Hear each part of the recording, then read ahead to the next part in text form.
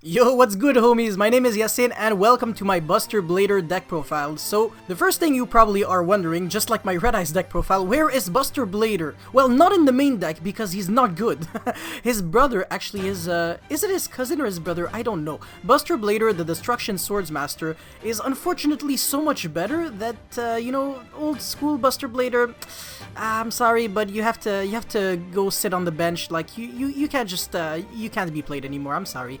There was literally not a single card that actually forced you to play the real Buster Blader. Every single actual good card that I wanted to play in the Buster Blader deck always said, you have to have access to a Buster Blader monster or a Buster Blader in your grave. But since Buster Blader, the Destruction Sword Master, is a Buster Blader in the grave, that's completely fine, this condition is checked. We are completely good, and we can play the game very perfectly just with two copies of Buster Blader, the Destruction Sword Master. So anyways, without further ado, let's just jump right into the deck profile. So as you can see, I'm also playing the 3 dangers. You guys are probably going to see me playing dangers very often now because, these decks actually need as much consistency as they can get. And, dangers are just the perfect way to complement Needle Fiber access very easily. They don't take your normal summon and they allow you to dig your deck for more engine cards. So I feel like any deck like this, if you're not playing, too many hand shops, you should be playing those 3 dangers at least. You don't have to play Mothman, Chupacabra, Bigfoot, just these 3 dangers and you're completely fine. Like, these might actually be staples in Yu-Gi-Oh! Like, we never know. Then, Soldier Dragons, this card's interesting. It's actually, it's not really a brick, it's just a bad card, kind of, because it doesn't proactively do anything, it's just very reactive. So once you get a hand shop, for example, you can actually special summon a level 2 or lower dragon monster from your deck. So even if you normal summon this, it can actually have a little bit of value. But now you might be wondering, why are you playing this, right? It doesn't do much, it's not an engine starter whatsoever, so why? And the reason for that is because it's a level 2 dragon Earth non-tuner, which is very convenient because it allows you to synchro summon for Naturia Beast. Now, another question you might be wondering to yourself is, how do you sync? I don't see any level 3 Earth tuner. Well, my guy, Martial Marcher is a wind, but a Reprodocus can not only transform the type of the monster, but also the attribute. So if you actually watched my combo video, you will actually see that there is a way to, kind of make Naturia Beast built into the deck, and the only card that you need to add really is Soldier Dragons, and this card's really not that bad. Like, out of all the level 2 Earth monsters, non-tuners that I could find, this one actually had the best effect. It can actually come up, so, why not? And it allows you to push through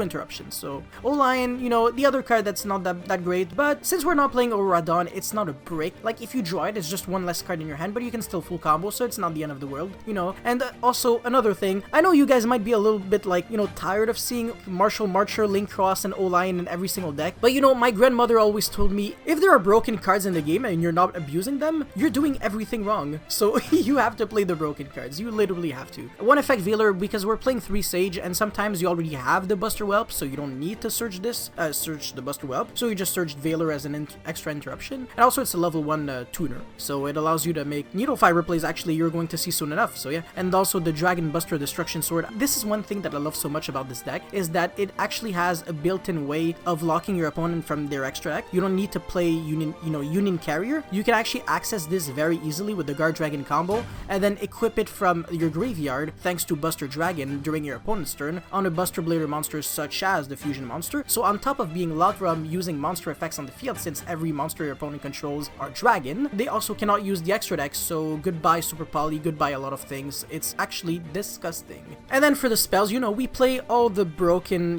one for one Upstart, Monster Reborn, no explanation there. And Terraforming is here to complement the 3 copies of Mausoleum of White that I'm already playing, because it's basically double summon, but that stays on the field, so every single turn. So, when you're already playing, this amount of level 1 light tuners, why not? And also, while we're at it, what might as well play Where Art Thou, since literally everyone and their mother is level 1, so everything is a free search. You can draw Adara and then Where Art Thou and just full combo. It's just everything is a 2-card combo. Literally, this deck, it's just fixed on 2-card combos, and if you can't 2-card combo, then you have 3-card combos, and then the rest of your hand is just utility or cards to ensure that you can still combo, even if you didn't draw the best cards. World Legacy Succession is an interesting one, so since they are all level 1s, this also means that you can make Link Rebo, so pretty much this is just an extra copy of Monster Reborn.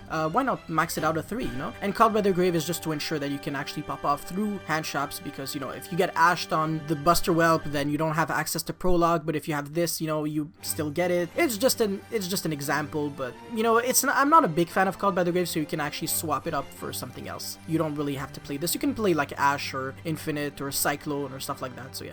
Moving on to the traps though, we play 1 Destruction Sword Flash. So this card is not that great, but you search it whenever you need it. No, Protector Whelp of the Destruction Sword.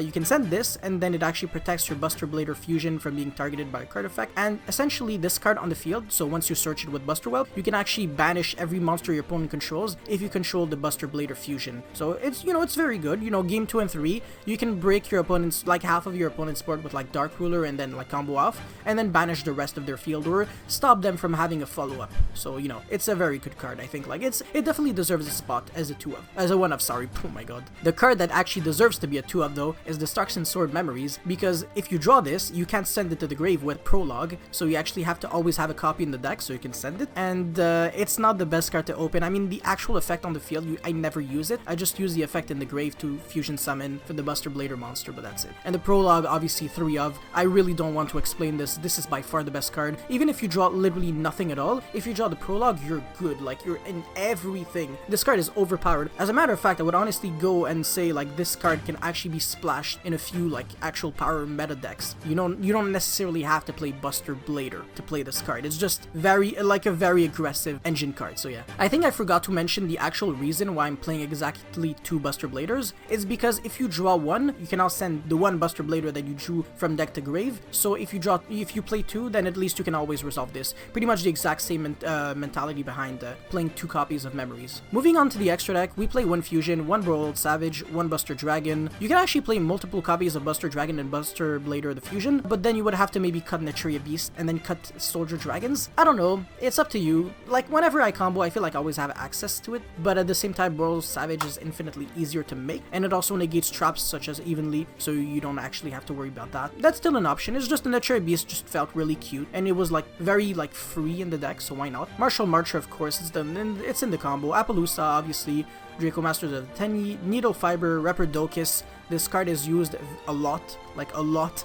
Sometimes both of its effects are used actually to change a monster to dragon and change a monster to earth, so you can make Naturia Beast. The Protector Whelp, the Link monster, this card's effect is amazing. It actually comes up a lot and it's really, really good going second, so you can actually read it. I don't want to explain it too much, and also I showcase it very well in the combo. So once again, if you guys haven't watched my combo video, it will be in the description box below, so you guys can actually check yourselves. One Hieratic Seal, which is actually an interruption, Pisti, LP, Link Cross, and Link Rebo. So that's it for the main deck and extra deck, and the rest, those cards are just ideas. So you can play the Wizard. This card actually stops your opponent from using card effects, monster effects in the graveyard. It's like a baby dweller in a way, so you know, if the extra deck lock doesn't really scare them, you can still, you know, stop them from using, you know, any kind of monster effects in the grave. Why not? Like, I can think of a lot of decks that can actually lose to this. Then we also play Union Carrier because, you know, since we're already playing the really good extra deck locks and the graveyard locks, why not play Union Carrier? It's very easy to make. You play a lot of cards with the same type, a lot of dragons actually, so it's very easy to make, or a lot of lights, you know, or dark sometimes with the dangers, so it's easy. And then Trap Trick, because game 2 and 3 when you're going first, I feel like you always want to have access to Prologue, so I think you should actually side 2 to 3 copies of Trap Trick. I think it's really, really worth it. But yeah, no, Trap Trick is actually a fantastic card. You can actually also side Artifact Sanctum with Sight in it, so very, very good going first, only when you're going first. And then 1 copy of Mirror Resonator. This card is actually a card that you can search off of Sage with Eyes of Blue. Going second, this card is insane because it's a free special summon, so Sage becomes a 1-card Needle Fiber, and then you can actually do like most of the board, like going second